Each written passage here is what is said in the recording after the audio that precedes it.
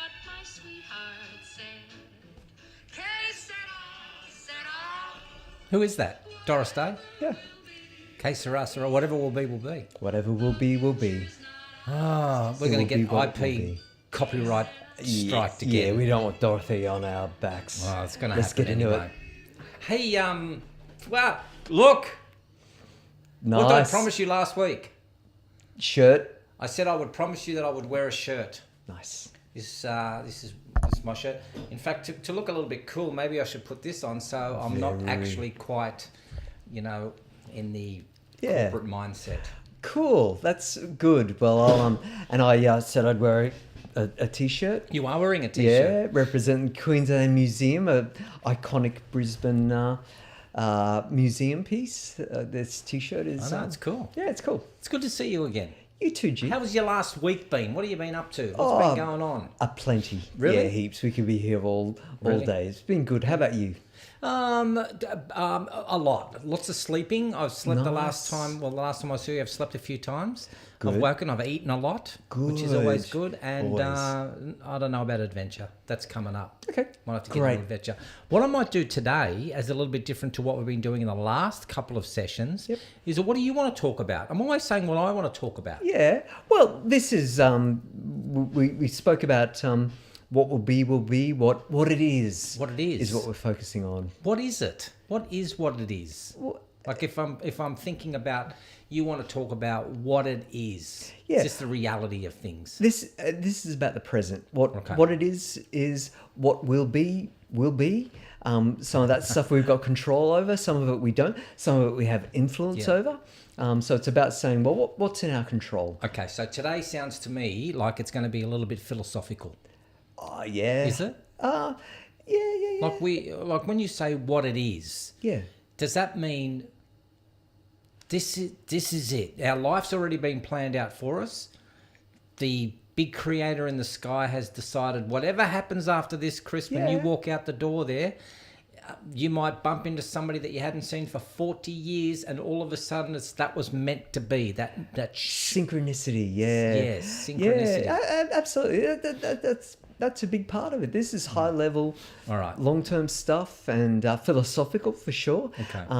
And useful to get a grasp on. So, definitions and how we might practice this sort of stuff is. Yeah. I'm holding off a little bit because I can feel a sneeze coming on. What are you supposed to do when a sneeze comes on? Look in the light. No idea. Yeah, Look. That's my go-to for sneezing is look to a bright source. Obviously, protect your eyes. No, not I think directly. I'm good. I think I'm good. We'll work through. I've punched through it. Yeah. All right. So definition. Let's go through a definition. Good. I actually did a bit of research on this. No. Yeah. About a week. At least you could expect, I guess. And this is and I thought it was good. It takes a second to just load in. Look at it. Okay. This is like what it is. What it is. And I see this as about acceptance. Okay. About accepting that what will be, will be. Right. So definition, acceptance in human psychology is a person's assent to the reality of a situation. Recognizing a process or condition, often a negative or uncomfortable situation, that is a fait accompli, right, without attempting to change it or protest it.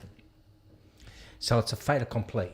It's happened, and we can't change it. We can't control it. Right. We can't even influence it. It's about remembering what's in our control and what's not. What is the purpose of that, though? Because it is helpful in building resilience and in terms of back to the leadership stuff and creating authentic relationships, the ability to be present and accept what's happening is useful. Okay, so if I'm thinking the way that you're thinking is that all that stuff that's happened in the past, Gerald, that's just happened because it's happened as part of an alignment of planets and moons and suns and stars. Some mysterious higher order forces perhaps are playing a role. Perhaps it's deterministic. Perhaps our life is mapped out in some book in the sky day by day, and we've got a definite endpoint and all of those things. We have some knowns that will help secure us from the enormous amount of unknowns of stuff out of our control. So you're telling me this is the hand that you've been dealt with. Now deal with it. Yeah.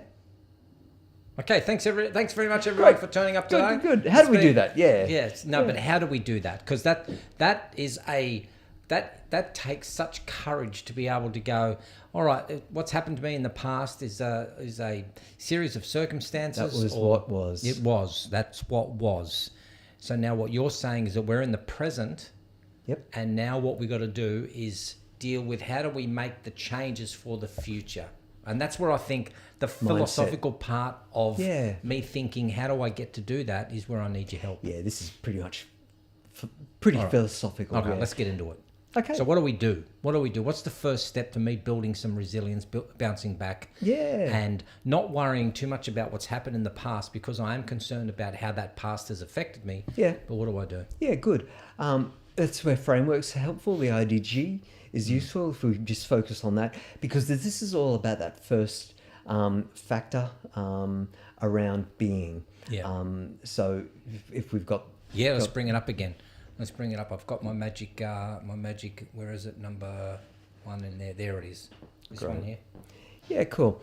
Yeah, so this is all about, it encompasses kind of all 5, but it's focused on the being. And again, we are increasingly validating the importance of self-awareness, and we talk about consciousness and those sorts of things. And so by focusing on that being construct, the value stuff we spoke about last week is about my true north, and self-awareness is a big part of this. Back to 360 and feedback is helpful. I've had a really great opportunity to work in a program called, an initiative called Homeward Bound. Fabian Dattner has done this great job in developing a program with lots of other great people, looking at developing leadership in STEAM. So science, technology, engineering, arts, interesting, mathematics and medicine. And these are areas where there's been pretty clear gender issues.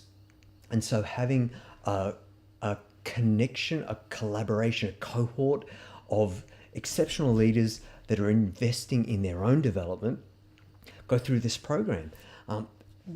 Work with amazing, inspiring leaders. Work with an astrophysicist at MIT.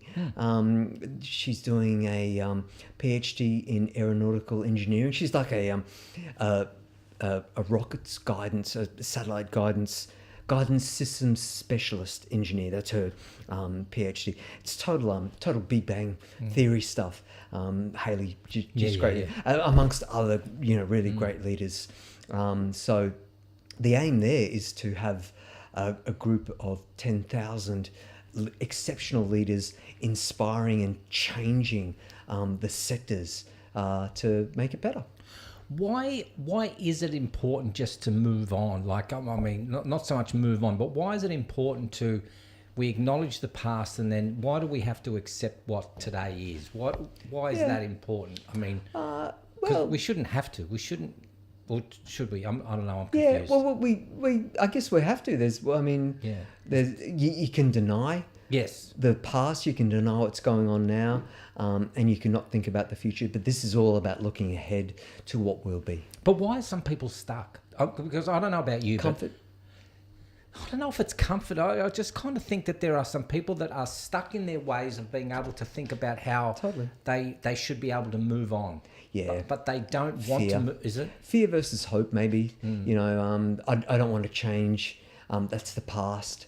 So I bring forward like xenophobic attitudes or whatever is impeding sort of leveling up as we go through. So we get comfortable with the status quo. We don't want to change. We fear change.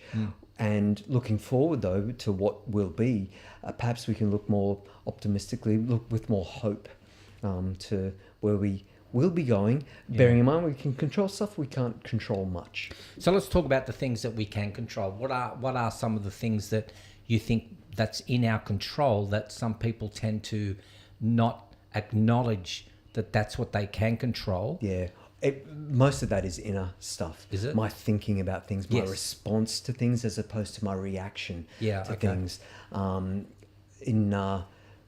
In a really good book around this, Viktor Frankl's Man's Pursuit of Meaning. Right. Pretty sure that's the title. And it's about what's on the box. It's Yeah. our pursuit for meaning in a world that we don't have much control over, and that sort of perspective informs a more hopeful mindset, a more growth-oriented mindset.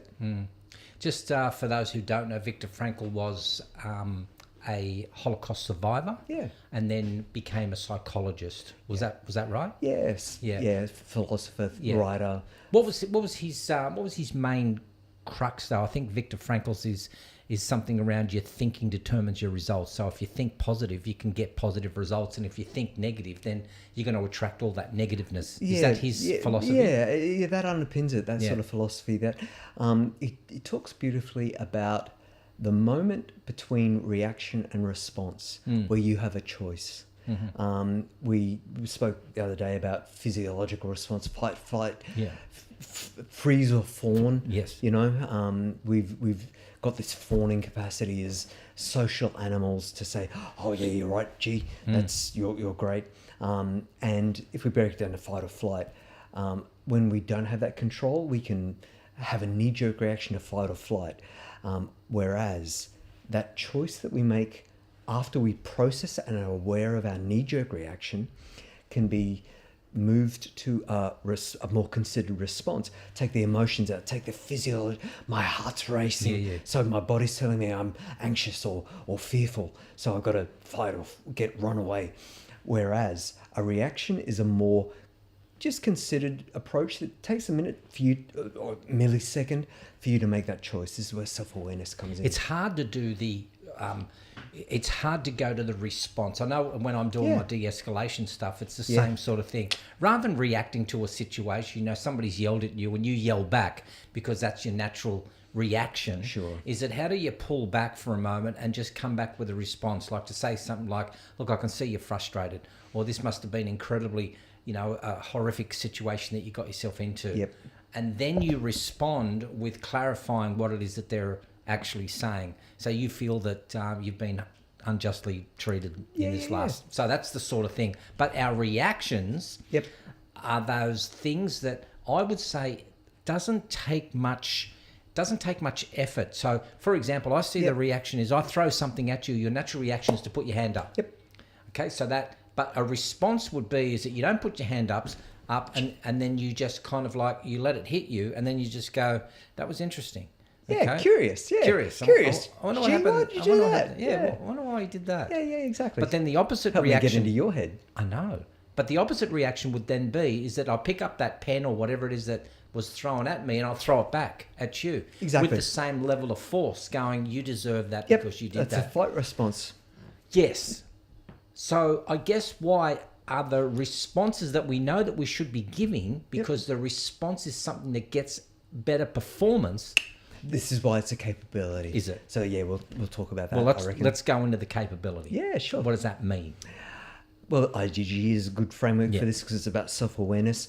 In the Homeward Bound stuff that I spoke about, they use 360 for that, for their leaders. And we have a good chat about what our leaders are perceived to be, how they're performing as leaders by getting their boss and peer feedback. We spend a good amount of time just focusing on that. In fact, that's my component of the program, is simply looking at a feedback tool, a really good one. It's not the cheapest around.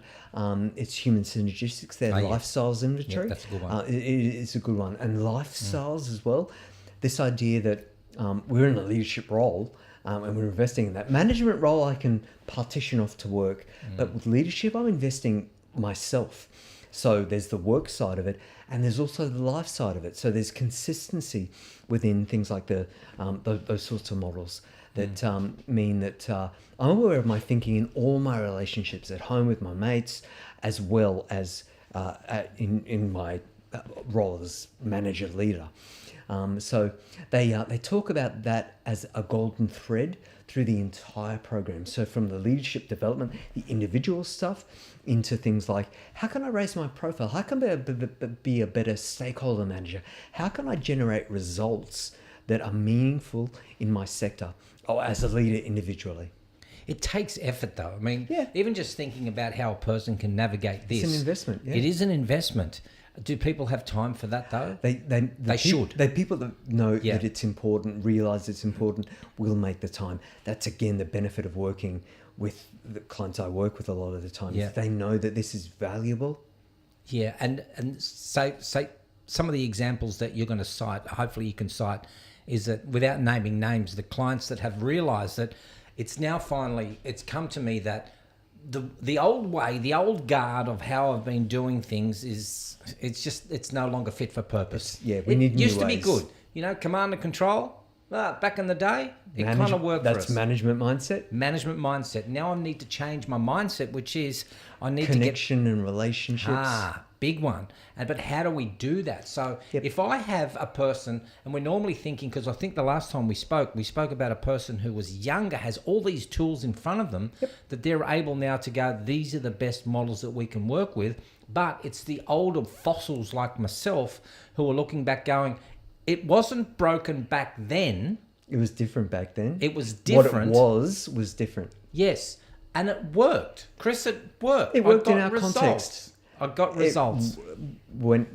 Absolutely, and you're right. There's hopefully an appetite for our emerging leaders to acknowledge, validate, whatever. There's good evidence around the ROI of this sort of investment or return on expectation, however granular we want to get, because evaluating this is pretty tricky. In all, and it's back to evaluation and that sort of stuff. Level 4 Kirkpatrick evaluation gets a bit tricky to do rigorously, and it can be done, but is expensive is the main thing. So it just adds to the cost.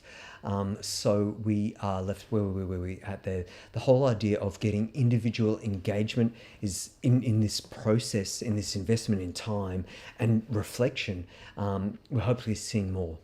I've heard this saying that if you train people, they'll leave to go for a better organisation. Yeah. But then I've heard if you don't train them, They stay. and then they stay. Yep. What are you left with? Yeah. So I can see the investment put into people. Yep.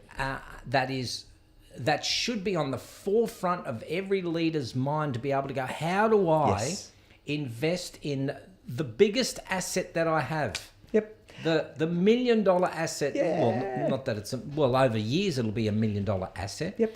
But how do I invest in that person? And yet there's still some barriers. There's still some things out of that person's control. Absolutely. You're right with the train them and they'll leave stuff. That's an old mindset. Yeah. Aspiration. Hopefully, we have got folk that realise the benefit of this investment, organisations that see the value, individuals that see the benefit, what's in it for me, and it can be evaluated at dollar levels if you want to go to that extent. The idea that we've got leaders coming through that hopefully thirst for this sort of stuff as a development. We spoke the other week about value propositions around being commute ready. Right. And this is one of the things, coming into a workplace where I can be mentored by you. You're being constructive in leaving your knowledge, in gifting your knowledge to me and opening doors for me. It's the sorts of things that only happen happen a bit easier in real life. So it makes me want to come in. Should people then invest in a mentor? Great, yes.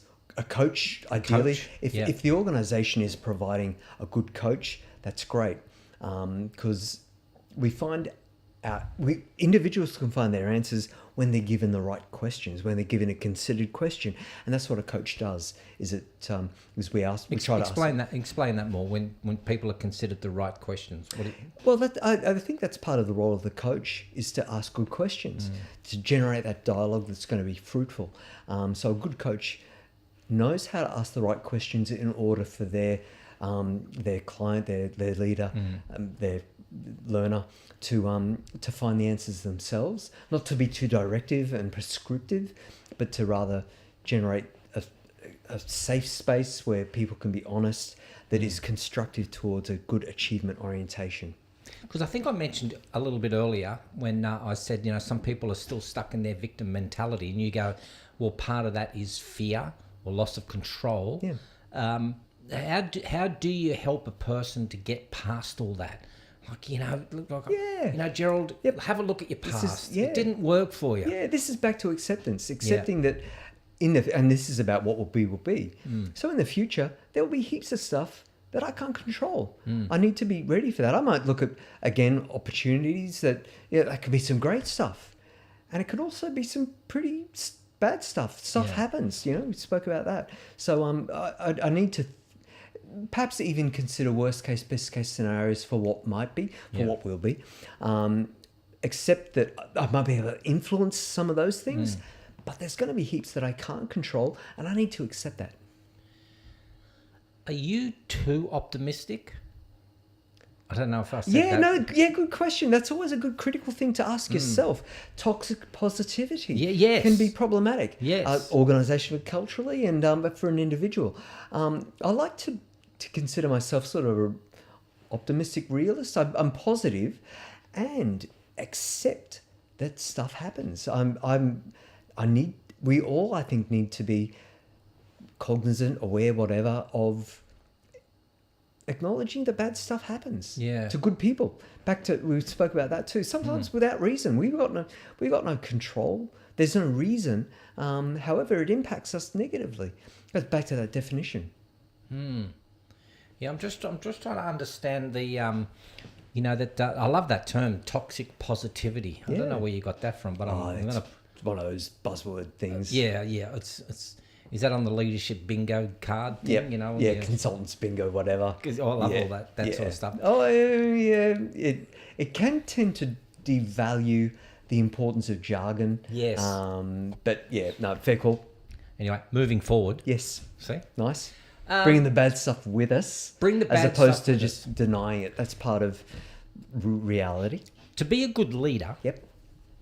Should that person have gone through some really tough hardship? Adversity to build resilience. You're using all my words. My melt. I know. Should that person have to go through that to be able to understand that now that I've been through it and I didn't like it when I went through it, now I can understand the person who's maybe going through that adversity. Yep. Maybe I can empathise with them better. Or should they? Yep.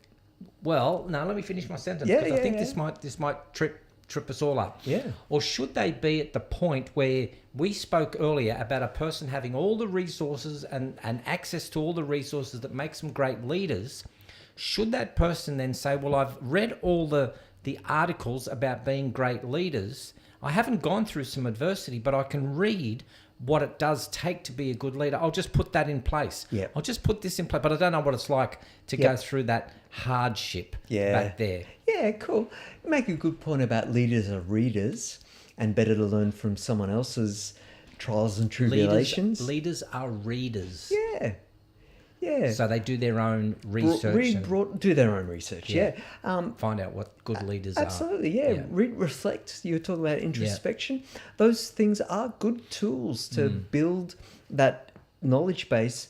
And again, this is looking at what was. Yeah. All that stuff you're looking at is what was. Yeah. And we can either learn from the lessons of the past or be doomed to repeat them or whatever the saying is. And so whether it's through personal experience, lived experience, or whether we learn from someone else's experience, let's move forward with that, the bad stuff, so that that informs what will be. Well, it informs our present and guides us to what will be. I watched this. I watched this. This guy. I don't know his last name. His first name is Mark, but he's from Soft White Underbelly. And he interviews a lot of people who have had some hardship. So drug addicts, prostitution. Yeah. I think I might have mentioned it to you. Yeah, I might have seen some of the videos you posted. And And listening to everyone's story, it always seems like that they've popped out the other end. Like it's, I've gone through this. This was my addiction. This was my habit. It was really bad. That was what it was. Yes, I was in a really bad place. But now, I popped out the other end. But we do know, statistics also show us that some people don't pop down the other end. Yep, absolutely. And what I want to talk about is that that's in a personal sense, but also in a business sense, they can't punch through that stuff that they've been through. Yeah, interesting. And you're right, that happens. That whole idea of popping through makes it sound so easy. Yeah. And perhaps that difference between moving on and moving forward. Right. That if you're expecting to just get over it and move on, if there's significant issues that need to be resolved and addressed and processed, that requires time and support. So that's where you might look to the future in a way that denies the past, whereas moving forward is about saying, yep, that stuff happened. I can't forget it. I will find it very hard to forgive and forget. So I need to process that in order to move forward, not denying that it happened, but bringing it with me.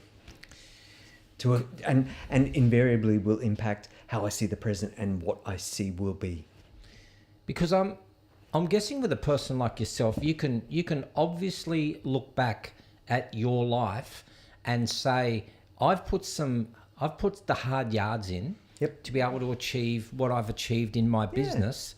And of course, there's been some adversity. There's been some setbacks. Stuff happens. There was nothing happening this week to get work, and I've got a year off. I had a gap year of not working at all.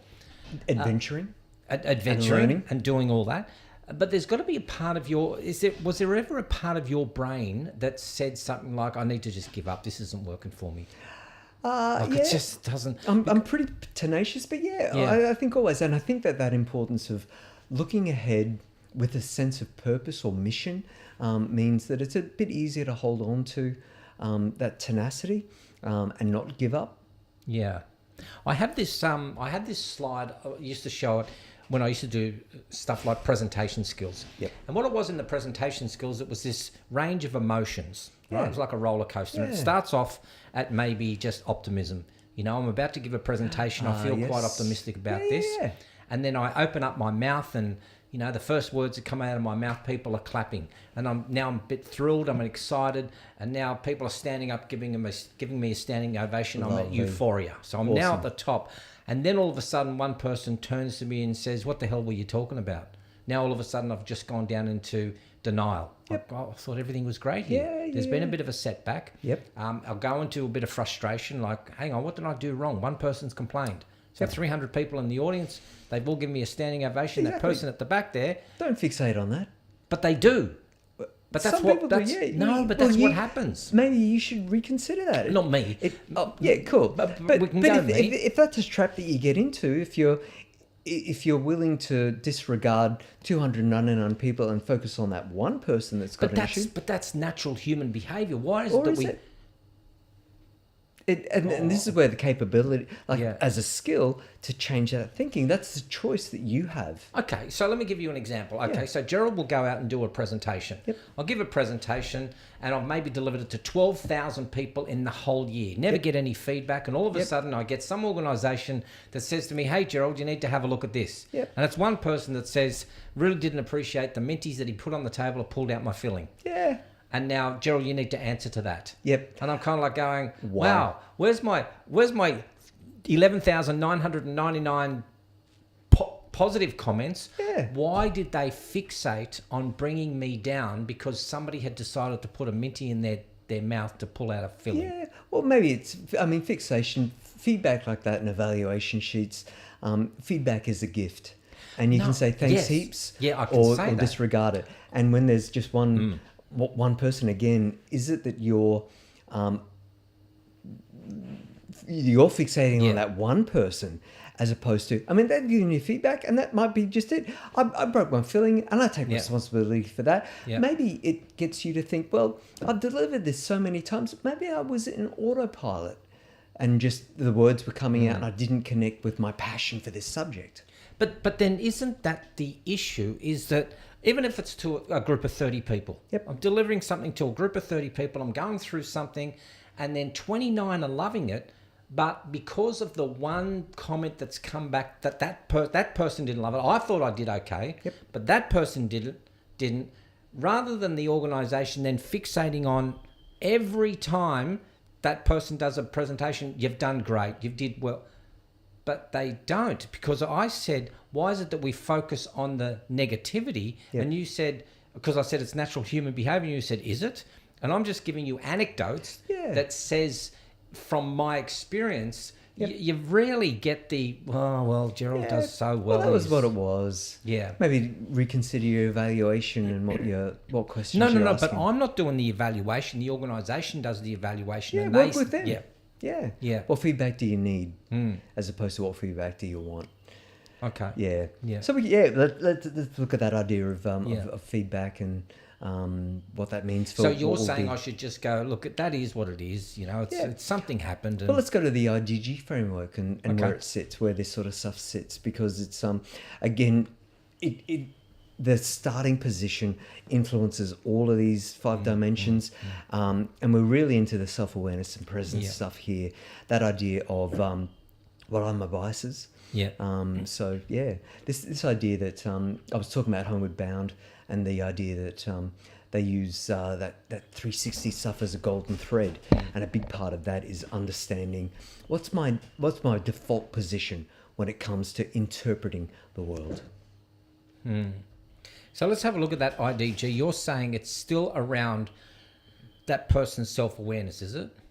Yeah, and presence. And That presence. idea of presence, we talk about executive presence, but I think in this framework, it's more about being in the present as well. That whole idea of acceptance of what is and what will be. I mentioned earlier on, I said to you, do you think you're a bit over positive? And you said there's a good chance that you have this Pretty optimistic. this toxic positivity, Opportunities this focused. opportunity. Did you know I learnt this the other year that the symbol for crisis and opportunity is the same Chinese character? Yeah, well, Did you know that? yeah, I think Is the it? Chinese character for crisis combines the symbols for, crisis and opportunity.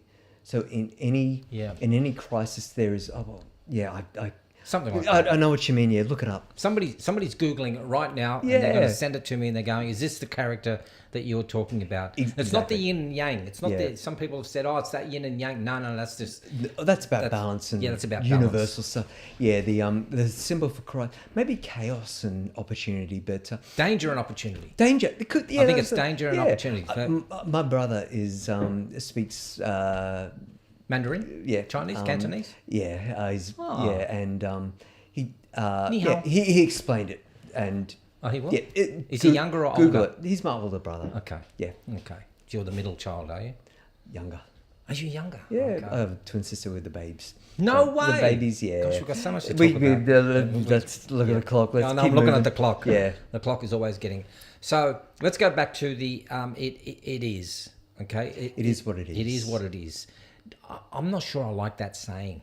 Like, Gerald, it is what it is. Like I know it's a It's saying. a bit throwaway, and yeah, It's another one of those. it is what it is. It is what it is, mate. So how do It's we? acceptance, yeah.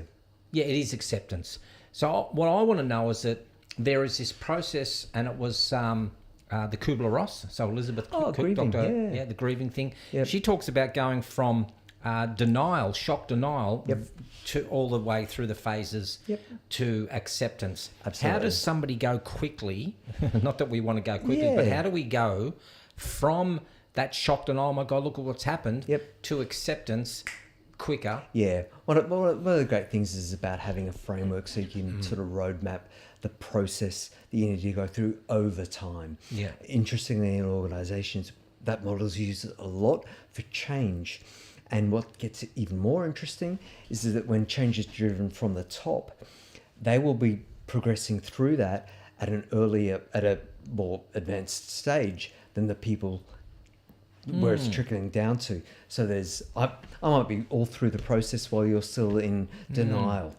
Yeah. I have a different theory. I think I've got a different theory. Yeah. Have you heard of the fish rots from the head? Mm-hmm. So it starts at the top. Yep. So the culture and the mindset and the values all comes from the top here. It's what's modelled. That's what's model. But I think I have a different model. I think it's the tail that drives what the head Yep. does. Nice metaphors happening here. So, yeah, I know, I like my metaphors. Yep. So do you think that it's actually part of the team that can drive a different mindset to change the mindset of the leader? Yep. Yeah. Collaboration skills are what we need to do this. And the metaphor of the fish rotting from the head. Yeah, I've heard that. Compared with the tail wagging the dog. Correct. So that mixed metaphor can perhaps different sides of the same coin that think of it as the fish moves by its entire system. Yeah. Tail and head. And it needs to be aligned and working in unison and coordinated. So maybe that's more of a metaphor.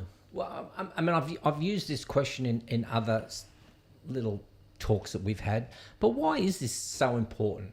Like if we focus on, because if I think about an organisation says, I want you to come to work, I want you to move these pallets, and I want you to just do this at the end of the day so we make money. That's it. Like whatever happens throughout the day, you need sunscreen, put it on yourself, look after yourself. Yeah, okay? Empower the individual. Yeah. Like I'm not worried about your sickness benefits and all that sort of stuff. I need you to come to work, get your job done and go home. Yep. Clock on, clock off. Right, that's Management mindset. Yes, that's the simplicity of work. Yep. So, but why then is it so important that we add in all these other things that we look at past to be able to develop a staff member? This is it, that distinction between task and people, outcomes, and the processes that we're familiar with, that we can manage it a little bit more easily. On the other side of the coin is the people side of stuff. Task and people is always a dichotomy. And so we are understanding and appreciating the importance of the people side of the coin, and it warrants the investment in time and resources. If there is such a focus on the people side of things, why are we getting rid of more people for technology?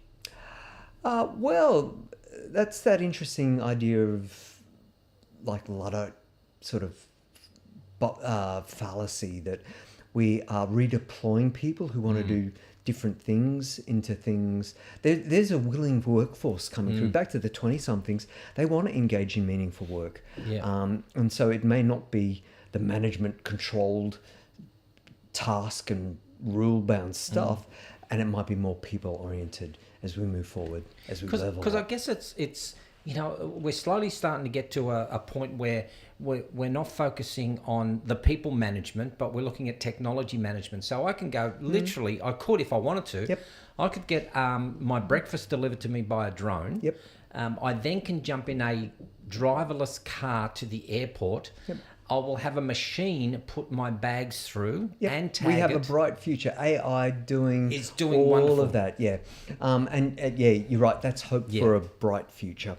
Yeah. And the idea that we get stuck in our ways. We just think that the old what was will see us through to the future, and that may not be always the case. So you've got two young kids. Yeah. Okay. Millie And and Will. sorry. Millie and Will. Yep, Maddie and Will. And Millie. your kids are at that, sorry? Millie. Oh, Amelia. Millie, yes. Yes. Yes. Yeah, you know, Mel. I know. Yeah, I know. Yeah. But your kids are now at that age where if we're not careful, technology will be taking over whatever job that they're thinking of doing. Yep. So, if they're working, for example, part-time in a restaurant, they're going to have AI do all that. I mean, I just saw the other day an AI playing tennis or pickleball. And robotics. Robotics. Pickleball, yeah. Incredible. Yeah, and that's, I think, back to the Luddite fallacy that all jobs are linked to technology. You mentioned firstly about technology as an enabler, all these communication platforms. For Millie, for example, where she's heading is much more about relational work and creating an in real life event that requires good relational skills. So she's got strengths and talents in that area that she'll be able to leverage in her career. Will has got talents in other areas. Have you seen, just talking quickly about AI, you haven't seen the show Megan? The Netflix series called Megan? No, I haven't. I saw her. It was kind of cool. Oh, Megan is, well, kind of, sort of, kind of not. Yeah, so, yeah. So she's a support doll. Yep. You know, support doll. Yeah, Yeah. a support, well, AI. Yeah. And Megan goes off the rails. Yep. Because she's been programmed to look after... Become sentient. Something like She's that. after us all. Yep. I don't know.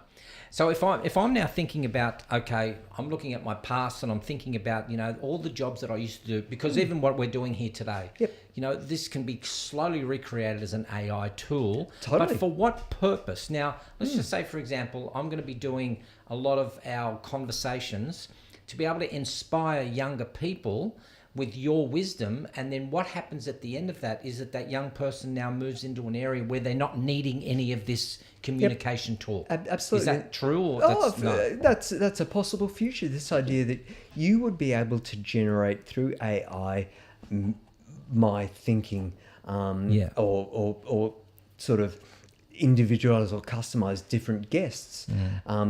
Teach them. I mean, the AI can source all the content, all the knowledge, and then also synthesize and join the dots in order to give you similar responses to me or anyone. This is down the track. This is 5, 10, 20, whatever. So that's certainly a possible future. Okay, give me a nugget of hope that says to me that the future is going to be better. We always know that it is going to be better than the past, because as much as we all say, like in our heads, we all say, oh, the good old days. Yeah. But seriously, I That's don't want to what it go was. to a washboard where I have to do... And this is about hope. And I mean, we are in a golden age. There's lots of change in massive scale at all levels, whether it's about technology for communication, AI to augment our thinking, challenge our bounds. So it's, you know, it's a great point in history, and history shows us that generally we level up, we're progressive, we as humans are smart, intelligent folk that can come up with solutions as long as we're realistic about what was, learn from the lessons of history, and look hopefully towards the future. So let's go into a little bit of that coaching. I think part of the coaching... have you heard of the GROW model? The GROW. Would that help? Like a person? Yeah. So the GROW, let's just describe that. So GROW, GROW, is that what's the goal that you want to achieve? Yep. The R is the reality. Yep. Is that what it is? Yeah. So what are you going through? Different models often have different ways of looking at it. But there are lots of good frameworks and mnemonics to help structure this. Just work with what you've got. Yes. So if you're looking at that you know, the goal, the opportunity, the goal, the reality, the opportunity, and the way forward, is you're saying that getting a mentor or a coach is going to be something that will enable us all to be able to look at the future and go, let's remove some of that stuff that we've been going through. Exactly. Talk to me more about that, though. How does that work, though, in the real world? Again, just as a framework between the coach and their client, to roadmap the considerations we need to resolve, what's the process we're going through. Let's start by saying, well, what do you need to accomplish? What are your goals? What's your current, what is for you, what's your current reality? What are the opportunities or obstacles you might face? And what's the will or the way to get there? Yeah.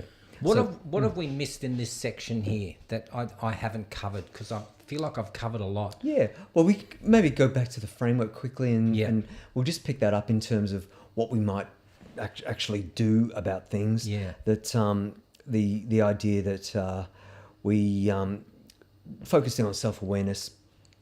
What are my biases? What is my perspective on what will be? And then saying, okay, what's really informing that, and process that, because then you can start leveling up as well. Once you've got a handle on minimizing the biases of what will be and what's in your control and what's out of your control, you can then start doing even deeper stuff and had this great opportunity to work with like neuroscience. This is sort of getting into neuroscience and Steve Cotter sort of territory. I'm working with a guy here in Brisbane, Henry Bolton. He's got this great technology platform, Euphoria. Whoa. Yeah. Euphoria. Yeah, so it's using neural feedback. Right, yeah. Starting with this has been around for a little while, and it's a device to give you neural feedback that connects to an app, and you can be tracking your own alpha waves and mental state. Yeah. He focused initially on things like professional golfers, some of the world's best golfers that need to get into that flow state. Yes. And so doing that through individual feedback, and now moving into groups. So working with leaders that are up to this, because it is an investment, and working with groups and leaders to look at our collective mind states. So it needs that candor. It needs to say, I'll let you get a glimpse. So it's brain training, right? Basically. And when we are looking at a group of people and what states they're in and how that optimizes their thinking, that can be really useful to harness optimal performance. Yeah.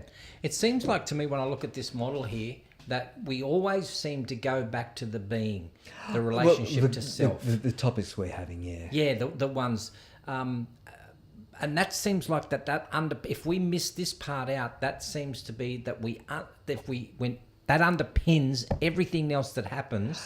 Yeah, well, yeah. Pretty much from here on. Yeah, it definitely. In the Homeward Bound stuff, they talk about a golden thread. Yeah. That LSI, the human synergistics, is taking you through all the way. When it comes to specific leadership capabilities, there are other good tools. I'd use back with the good doctors Majerison and McCann, looking at the sorry, Dick. You've just got Majerison the and McCann. Yep. That's the DISC model, isn't it? Or the team synergistic. The linking leader. Yeah, the model. linking leader. So 13 competencies broken out of people, task, and leadership. So nice and granular and rudimentary leadership competencies. Yeah. So they become more the cognitive skills or the teamwork, collaboration skills. Yeah. Yeah. And so that leadership stuff around understanding my reactions as opposed to my response is part of that presence that we use in Homeward Bound. So if I go back to this, for example, and I have a look at this and say that, people want to work with this, the IDG here, does that mean that anyone can become a leader? Yeah. Anyone can? That's part of the IDG development is that leadership is required at all levels, from the top that is inspired, connected and setting the way forward, all the way down to the frontline individuals. We spoke about sole practitioners or not-for-profit groups doing this together. Yeah. What have we missed on here? I want to hit on a key point. Yeah, it's about acceptance and self-awareness, I think. Yeah. Yeah, there is. And I think when you use that word acceptance, is that there are some people that just they won't accept that, that the path that's least travelled, or the path that they've travelled along, is it not the path that I wanted to go down, and now here I am. So, for example, I've spoken to some people, and I've said to them, interesting thought here. And I'm talking about a person who might go from frontline crew member to then moving into a leadership role. And I say to them, now that you've moved into this leadership role, why did you become one? Like, what was the... Why? Yeah, the start why. with the why, yeah. Like, why? Why did you tick the box? Of all the other things that you could have done, you could have just said, you know what, I'm just going to stand back. And it's interesting, the comments that come through. Some are very low-level basic stuff. I did it for the $1.80 extra that I'm getting. Those lower order needs for security and having food on the table. Need all that. And then we need to move up to relationships and self-actualizing. Yep. And then, of course, the next level of people then come by and they say, well, I'm doing this because I want it to make a difference. I like a challenge. Absolutely, purpose. And then we start talking about what are the challenges that you have? And then they go through and they list all their challenges that they absolutely. have. And then they throw their hands up and go, it's all too hard. But then when you reflect Whittle back on it them, down, yeah. and you say, but hang on a minute, the reason why you wanted this and you signed up for it was because you wanted this challenge. And now you're saying to me you don't like the challenges? Yep. What's that a... Yeah, part of what was maybe, as opposed to what will be. It depends on the individual. Yeah. Okay. Yeah. I'm just trying to work out. I do also ask, if I gave you whatever amount it is. Say I gave you now $500,000 a year, but I need you to come in and kiss my boots and say, "Hail the great Gerald, you are a marvelous person." Yeah. Is there anyone that would do it? And it's amazing how many people would say, for $500,000, which boot do you want me to kiss? Your left or your right one? Yeah, exactly. And then there'll be others that will say... Different drivers and motivators. I know, it's wild, isn't it? As long as I'm getting a sense of, purpose, and I've got some autonomy, and I'm able to deliver my strengths, $500,000 I might consider it. $500,000. Yeah. I'm thinking about it myself. Yeah. $500,000. You only have to do that a couple of years in a row. No, but then there's that. Then there's you that can retire and self-worth. fish that we were talking about. We could fish. Yeah, like have the last luxury of session. time. Yeah. Yeah. Give But me then some flexibility for $500,000. Throw that in. Throw in a commute ready workspace, and I'll drop in. Yep. Yep. I can't wait for that one. That's going to happen very soon. Yes. All right. So, and I think the last thing. I think not the last thing, but I think it all leads to. You got to have this. I'm acting and enabling the changes. You got to have the courage to do this. Yep. Is that more about the courage to at least acknowledge that I've been where I've been and I'm going where I'm going? That didn't even sound. No, that sounds spot on. I've been where I've been and I'm going where I'm heading. Lovely. And I am where I am, and that's all that I am. Yeah. Yeah. Yeah. For sure. Yeah. That's a great way of framing it up. You got it. Yeah. Nice one. Yeah, so this whole idea of acceptance and accepting what it is and where it will be is a bit of a universal thing. That whole idea of know thyself. Yes. Yeah, is very important. What if a person accepts it? Let's just say, for example, Great. with the time that we have left, a person accepts it, but they can't afford it, or they can't live it. Yeah. Or they can't do it. Yeah, I think that's the issue. Clarify what the impediments are and work through them one at a time. Let me give you a real example. I was reading somewhere, I think it was maybe on LinkedIn, a person had written that 25 years ago I was lost. Yep. And then I went through I think I went through a role, or I went through a period of self-discovery.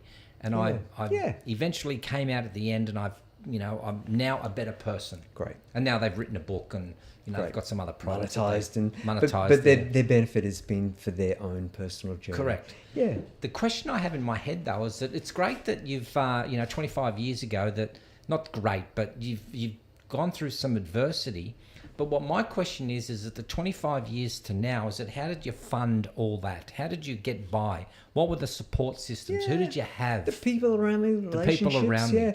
The acknowledgement and validation that it is good to be working on yourself. Yeah, but would you agree that just having, ticks and likes and acknowledgement and validation doesn't actually put food on the table? That's a very good point. Being fortunate enough that the work that I do tends to add good value, and that flows back to me. And so let me put this: you're farming today, to have a produce for later on, and you might farm today, but you get nothing. Yep. There's feast and famine in what we do. Okay. Yeah.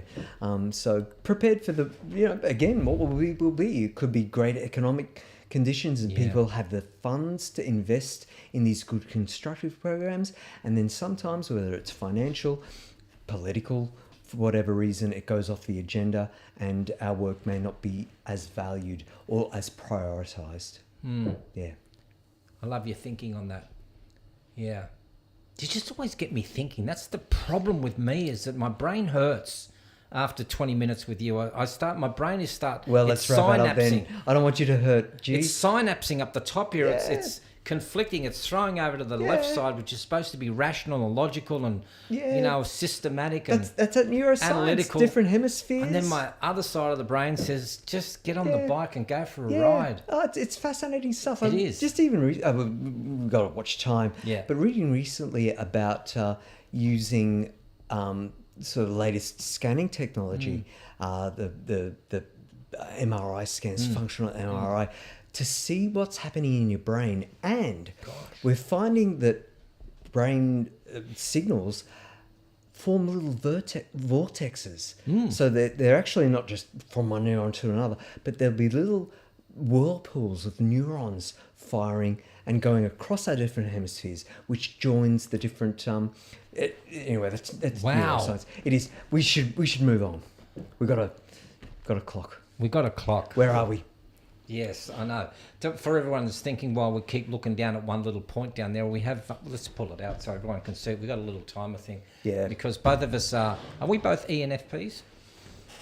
Oh, don't know. roughly. I'm more thinking and You are yeah. more thinking. Yeah, You're very analytical. Yeah, a bit more rational. Not we could be here all day just talking about that one scale: thinking, feeling, and rational and beliefs, the emotional stuff that you're talking about. Let's move on. Let's move on. What do we want to go through now? What do we want to talk about now? Well, I think that's kind of it. We've got the 1075 or The that. 1075. Yes. Yeah. Although I just I've read it just in terms of acceptance and what will be. And you mentioned LinkedIn, that reminded me. I saw a really good Anthony Hopkins quote, and he was saying, A nice Chianti with the fava beans. "Oh yeah, Not that one. No. no. Today is the tomorrow you were worried about yesterday. Hang in there. You need to read that again. That was good. Today is the tomorrow you were worried about yesterday. What was. Today is today. Let's not worry about tomorrow unnecessarily. Let's our suffering is caused more through imagination. We suffer more through our imagination and how we think things are going to be. Isn't I've heard this? Isn't worry or anxiety and worry is the things that haven't happened to us yet? Yeah. That we're bringing forward to today. Worst case scenario in a less constructive And way. we bring it to today. So, how am I going to pay for petrol if the petrol prices go up? What if the interest rates go up? What am I going to do there? Yes. What happens if the climate change does hit us? It's it going to be hits us. Apocalyptic? apocalyptic. Yep. Here's a word of the day. Exactly, yeah. So we bring what's happening in the future and we bring it today. But isn't that then the fear mongering of what's happening with around us today? If we have a look at it, so we're all talking climate change. It hasn't happened. Yep. But that we're doing some modelling. It is happening. The science is pretty clear. And Climate what's change happened- is upon us. We've got too many It's happened disasters. for billions of years. I mean, it's not something that For sure. cows have But done yesterday. But we know now that it's human caused. Yes. Very clearly. And Science is- throwing money at it isn't going to help. we need solutions for sure. Solutions. Throwing money at it isn't going to help. We need to invest, definitely. It will cost money, and it's needed. Yes. And we can end 1075. poverty. Oh, yes. Now Let's do that while we've got some time. How about one of each? What are the questions? Let's have a look at. Let me bring this up here. I can get rid of this now, or not get rid of it, but just move it on a little bit. Let's have a look at values 5. I think it's this one here. Here we go. Look at this. Oh, okay. Well, yeah. Well, at least one defining moment. So let me just explain what this is first, because I think I saw this. Yeah. For the people who might be going, well, I've never heard of this process here. It's something that I saw many years ago. I don't know. I was laying at home and I was watching, Dr. Phil dealing with some person. Yeah, cool. And he talked about, there are periods of your life that you go through that you have defining moments and critical choices and pivotal people that you hang around. Yep. But this can happen, the 10 defining moments can happen within a 7-year period. And then we're going 7 because seven's the magic number. Yeah, good magic number. Yeah. And then the next 7 years, there are another 10 defining moments. But what I want to do is that maybe this here, the 10 defining moments the 7 critical choices and the 5 pivotal people. Name a couple that you would like to name that has shaped you to who you are today. Right, okay. Because if we don't have a past to be able to tell us what it is or who Chris is, then we really have no way of knowing, well, what was it? Why is it Chris has this positive Yeah. Positivity? toxicity? No, No. hopefully not. Yeah, Positive toxicity. I'm with you. I think defining Positive. moment. Toxic positivity. What is it? Oh, that's What's that word that you brought that up? Anyway. Yeah. Well, I don't know. Anyway. Well, defining moment. I think, like many of us, having a defining moment of a cancer scare. Right. You know about that 15 years ago, and being told some bad news. Yep. But surviving that. That's a defining moment, isn't it? Oh, totally, yeah. And so that sort of changes perspectives quite radically. Does it? Experiencing that. So that's definitely a defining moment. The idea that, it changes everything. But then, did you, if we were talking about the last subject, do you go, well, that is what it is? That was what it was. Well, yes. I mean, at the time, obviously, all the fear and bad stuff. Yeah. Stuff happens. But a critical choice that evolved from that is that, you know, I can change my thinking. Basically, that shift that everything is crucial, but in lots of ways, not much matters. There's something that doesn't matter a lot, and what matters you can see. And so the choice to, you know, embrace the fact that I'm alive as opposed to the fact that I'm dying is good. And that's across the board. Some of the big changes, some of the small changes in terms of making a choice to be kind is something. Making a choice as well in big decisions, you know, whether it's boardrooms and things like that you've got to make big calls and big choices, critical choices that might lead to good things, and it might also lead to adverse effects. You know, we might make a decision where people lose jobs, or we get into a fight where the consequences are that, you know, you and I are in court and it's costly and stressful. So those sorts of big things where you make sure that you're basing your choices on what's right and your true north, so that you can stand behind the choices that you make. So that's a choice. And then the critical people, pivotal people, yeah. Pivotal people. My beautiful wife, Kel, and Munchkins. And I mean, how far do you want to go? We could get 5 very easily of wonderful friends and relationships I've been fortunate enough to maintain from primary school, workplaces, colleagues, uni, friends. Because it's I guess it goes back to, it's no good wasting your life on people who don't bring value to it. Yeah, and enrich it, And enrich it. Because I be look prepared to say no and move on. Yes. It's not toxic. worth it. Like, it's not worth the angst. It's not building you up. Look, and I have a look at my father, you know, God bless you. Cheers, Rudy, good on Rudy. you. I tell you, like, he's 92 years of age, and he's now at the stage where if people aren't kind to him, he doesn't want to waste his time with them. Fair enough. And I've even heard him, like, I've heard him on the phone to a telemarketer. Yep. Like, and it was the wildest thing I heard. It was a couple of years ago now, but I heard him on the phone, and this telemarketer had called, and my sister was just hang up on him. And he talked to the person and said, look, thanks very much for the call. I know this is really important for you and for your business. Lovely, and to provide food on the table. Nice. But just right now, I'm not interested. Yeah. And if And it's like okay you with want you, to- and he said, if it's okay with you, I'd like to hang up gracefully rather than hanging up in your ear. Respectful, And I just compassionate.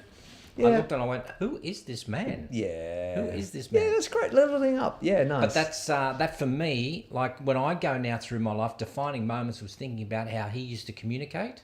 Yeah. As opposed to how my mother would communicate sometimes. Mum and dad are always got to be pivotal people in your family. Totally, Yeah. 100%. Yep. And the choices that you make, you know, what path should I go down? Should I go down the path of, you know, being that person who's still going to hang around those guys who are just negative towards me, or will I hang around the people who are giving me some value? Exactly. And I Make think that that's it. choice. Bravely, courageously. And then move on. What will be, will be. Should we end up with that? I think so. I think we should Good end point. up with that. Yeah. It's great. Gee, good to catch up. Hey, you too. I don't know when we're going to do the next one, maybe in the next couple of weeks.